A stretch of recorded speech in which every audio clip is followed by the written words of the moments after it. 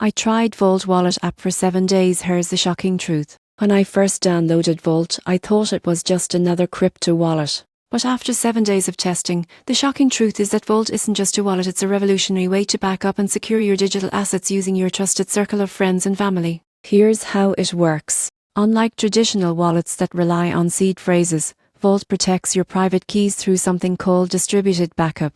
You choose a few trusted people called guardians who each hold encrypted fragments of your vault. None of them can access your funds alone, but together, they can help you recover your wallet if you ever lose your phone or access. It's genius. During my 7-day test, I created a new vault, added 3 guardians, and stored both crypto assets and keys. Process was straightforward, and the app guided me step by step. Everything was encrypted locally, meaning my data never touched Vault servers. Most people underestimate how risky it is to store private keys on cloud backups or written notes. One mistake can mean losing everything. Vault solves that by using a social recovery system that's both private and secure. It also supports integration with wallets like MetaMask and Coinbase, making it flexible for managing different crypto assets. The design was simple but professional, and I appreciated the transparency in how recovery works. Every step was verified and confirmed before proceeding. No blind trust, no confusion.